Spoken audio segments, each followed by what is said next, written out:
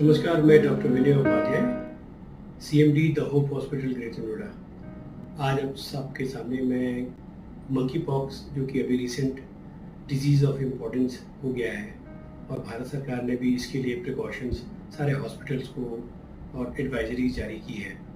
तो monkey pox जैसे measles है, जैसे स्मॉल पॉक्स है, चिकन पॉक्स है, उसी तरह का एक वायरल डिजीज़ है और ये भी जैसे उनमें रैशेज़ होती हैं और हाई ग्रेड फीवर होता है, रेस्पिरेटरी ट्रैक इन्फेक्शंस होते हैं, ये भी उन्हीं की तरह है। लेकिन इसमें अंतर क्या होता है कि इसमें लिम्फ नोड्स भी बढ़ जाते हैं, लिम्फेडेनोपैथी हम कहते हैं, तो ये उनसे अलग करता है।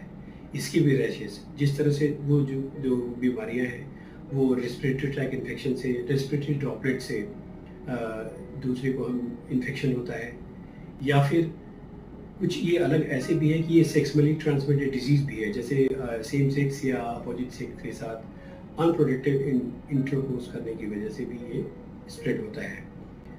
ये भी संज्ञान में आया है कि अगर अनकुक्ड मीट अगर आप एनिमल्स का लेते हैं आप तो भी आप संक्रमित होने के खतरे में आ जाते हैं। तो जो मरीज़ का प्रेजेंटेशन होता है वो जनरली कम्युनिटी एक्वायर्ड होता है, यानी कि एक डिजीज़ पर्सन से आपको रेस्पिरेटरी ड्रॉपलेट्स के थ्रू इन्फेक्शन आपका होता है या फिर फोमाइट्स का इस्तेमाल करने के बाद से। ऑल्दो इस वायरस का जो लाइफ होता है वो स्मॉल जो इनएनिमेट आर्टिकल्स जो कहते हैं हम लोग, उस पर काफ़ी कम होता है।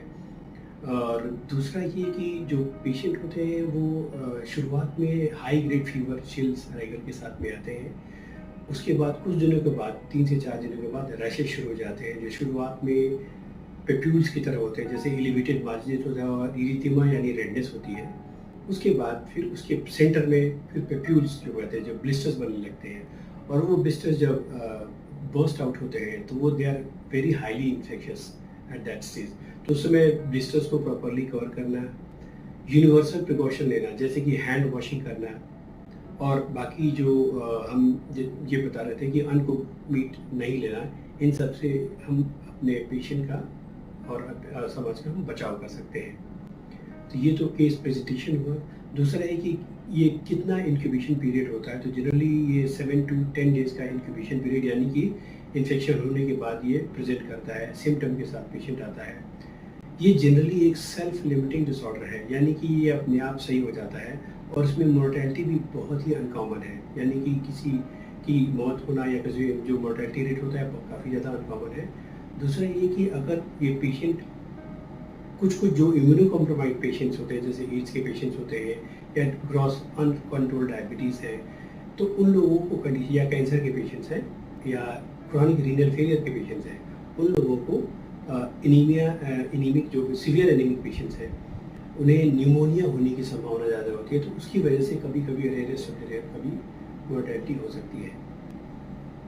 इसे डायग्नोज हम कैसे करते हैं, तो जनरली ये डायग्नोसिस क्लिनिकल होता है, लेकिन अगर आप चाहते हैं कि तो ब्लिस्टर से हम फ्लूइड्स निकाल देते हैं और उसको हम polymerase chain reaction that is PCR हम कहते हैं, उससे हम उसको इवेलुएट करते हैं और अकॉर्डिंगली हम दवाएं देते हैं। जनरली ये सेल्फ लिमिटिंग डिसऑर्डर है, तो इसलिए हमें कोई ज़्यादा मेडिकेशन देने के लिए सिम्टोमेटिक ट्रीटमेंट यानी कि प्रॉपर हाइड्रेशन, आईवी फ्लूइड्स हम देते हैं, पेन किलर्स देते हैं और एंटीबायोटिक्स देते हैं।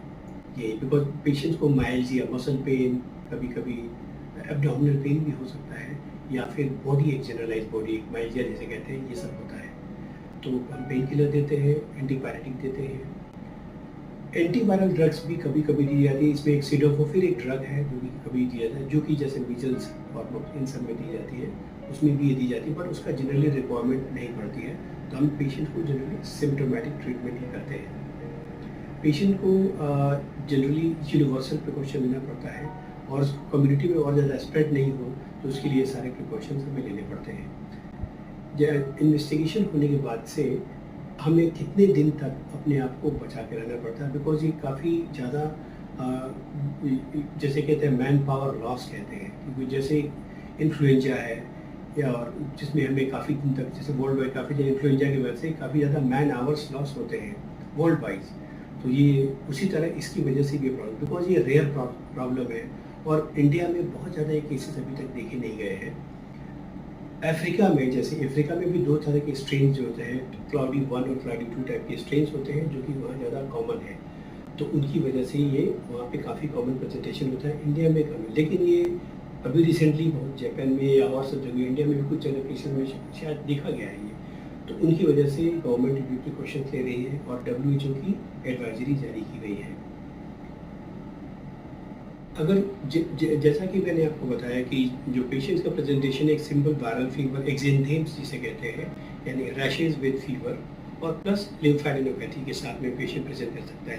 लेकिन कभी कभी ऐसा होता है कि विदाउट रैशेज के साथ भी ये हो सकता है या और बहुत बार सब क्लिनिकल, यानी कि मरीज को कभी कभी ऐसा भी होता है कि उसे कोई सिम्टम्स नहीं है, बहुत माइनर सिम्टम्स रहे, वो भी एक एसिम्टोमेटिक कैरियर्स हो सकता है। तो वो कंडीशन भी, उस कंडीशन में भी वो डिजीज़ स्प्रेड कर सकता है। तो अगर कोई भी वायरल सिम्टम हो या कुछ भी ज़्यादा हो या परेशानी आपको ज़्यादा हो, तो जैसे गवर्नमेंट ने सारी एडवाइजरी जारी कर रखी है, आपको ऐसा लगता है तो होम अस्पताल में इसकी के लिए हम पूरी तरह से प्रयासरत हैं और आपकी ज़रूर इसमें इस डिजीज़ से निजात पाने में आपकी ज़रूर मदद करेंगे।